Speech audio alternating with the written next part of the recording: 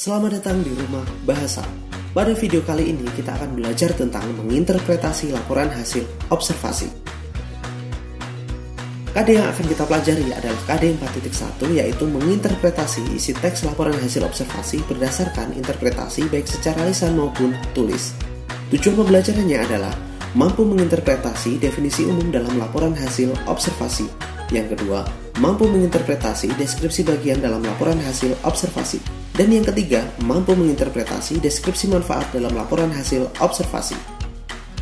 Apa itu menginterpretasi? Interpretasi dapat didefinisikan sebagai tafsiran. Menginterpretasi laporan hasil observasi merupakan kegiatan memberikan pendapat atau pandangan dalam bentuk evaluasi terhadap teks laporan hasil observasi. Menafsirkan kelebihan dan kekurangan laporan hasil observasi. Sebagai seorang peneliti yang menyusun laporan hasil observasi, kita harus mempertimbangkan pandangan atau penilaian dari orang lain. Hal ini bertujuan untuk memperbaiki kekurangan kita pada saat menulis laporan. Pandangan yang diberikan harus apa adanya, didasarkan pada bukti yang kuat dan dapat dipertanggungjawabkan. Hal-hal yang perlu dipertimbangkan dalam interpretasi laporan hasil observasi. Yang pertama, kelugasan penyampaian. Pada saat mengevaluasi laporan hasil observasi, kita harus menggunakan bahasa yang lugas atau tidak bertele-tele sehingga tidak membingungkan pembaca. Yang kedua, kejelasan permasalahan. Sampaikan gagasan menggunakan kalimat efektif serta pilihan kata yang tepat. Yang ketiga, kesantunan berbahasa. Kita harus menggunakan sikap berbahasa yang santun. Hindari menggunakan kata-kata yang menjatuhkan orang lain dan tetaplah bersikap rendah hati.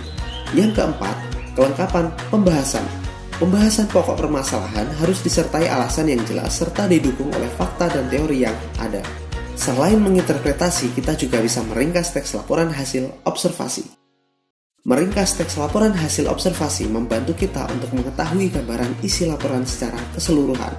Pada saat membuat ringkasan, kita perlu untuk tetap memperhatikan gagasan pokok atau gagasan umum dari penulis.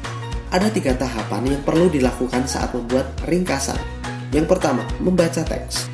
Bacalah teks dengan seksama untuk mencermati gagasan utama yang terdapat dalam setiap paragraf. Yang kedua, mencatat gagasan. Catatlah gagasan yang mengandung informasi penting dalam setiap paragraf. Biasanya terdapat di awal atau di akhir paragraf. Yang ketiga, menyatukan gagasan.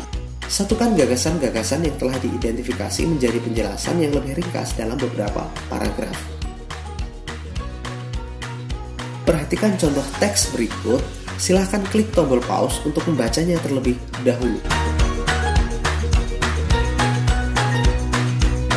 Jika sudah, mari kita masuk ke bagian interpretasi. Menurut saya, ada beberapa bagian dalam teks tersebut yang perlu diperbaiki. Pembahasan saya mulai dari definisi umum, yaitu paragraf pertama. Pada bagian tersebut, perlu ditambahkan mengenai daerah mana yang menjadi produsen telur asin terbesar dan manfaat umum telur asin, yaitu sebagai bekal perjalanan. Mengapa demikian? Karena di sini dijelaskan bahwa telur asin adalah makanan yang diawetkan. Kemudian, telur ini digemari oleh masyarakat karena rasanya yang asin dan gurih. Dari sini sudah terlihat bahwa telur asin ini dapat digunakan sebagai bekal perjalanan. Kemudian, makanan ini dapat dijumpai di berbagai pelosok tanah air, umumnya di daerah Jawa. Makanan ini populer di daerah Jawa, otomatis perlu disebutkan daerah mana yang menjadi produsen terbesar dari telur asin. Kemudian masuk ke paragraf kedua. Pada deskripsi bagian dimulai pada paragraf kedua, perlu ditambahkan tentang manfaat dari selenium dan zat besi untuk tubuh. Di sini dijelaskan bahwa selenium dan zat besi baik dikonsumsi oleh bayi hingga lansia, tetapi tidak dijelaskan manfaatnya. Perlu ditambahkan tentang manfaat dari selenium dan zat besi untuk tubuh. Misalnya, selenium berfungsi untuk meningkatkan kekebalan tubuh dan zat besi bermanfaat membantu darah dalam mengangkut oksigen. Kemudian, ejaan dan tanda baca pada paragraf kedua juga perlu diperbaiki. Kata asin pada telur asin, gizi, mineral, vitamin A dan vitamin B12 tidak perlu diawali dengan huruf kapital. Penggunaan frasa amat sangat juga berlebihan sehingga membuat kalimat tidak efektif. Perlu diganti menjadi sangat baik saja. Pada paragraf ketiga, penggunaan konjungsi tetapi untuk mengawali kalimat tidak tepat. Tetapi merupakan konjungsi intrakalimat, bukan konjungsi antar kalimat. Solusinya adalah mengganti konjungsi tetapi menjadi konjungsi akan tetapi. Kemudian di sini dijelaskan bahwa konsumsi telur asin tidak boleh dilakukan secara berlebihan. Mengonsumsi hanya sewajarnya saja, tetapi tidak disebutkan bahayanya, sehingga perlu ditambahkan tentang bahaya telur asin. Misalnya, telur asin mengandung garam atau natrium yang tinggi sehingga tidak baik untuk tekanan darah. Pada paragraf keempat, konjungsi sehingga tidak dapat digunakan untuk awal kalimat. Konjungsi sehingga adalah konjungsi intrakalimat. Oleh karena itu, solusinya adalah memperbaiki dengan mengganti tanda titik sebelum kata sehingga menjadi tanda koma. Paragraf keempat dan kelima tidak diperlukan karena ini adalah teks laporan hasil observasi, bukan teks prosedur, sehingga dapat diganti menjadi penjelasan lain terkait telur asin.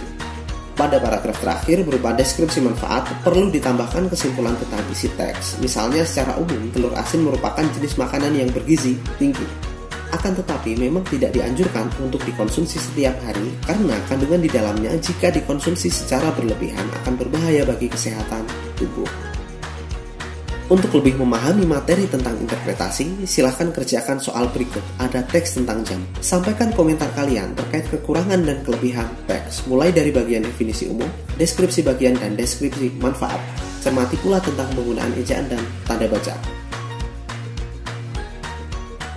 Sebelum meninggalkan video ini, jangan lupa untuk klik tombol subscribe. Dan jika kalian memiliki pertanyaan, silahkan tulis di kolom komentar. Like dan share jika kalian menilai video ini membantu kalian dalam belajar. Salam literasi.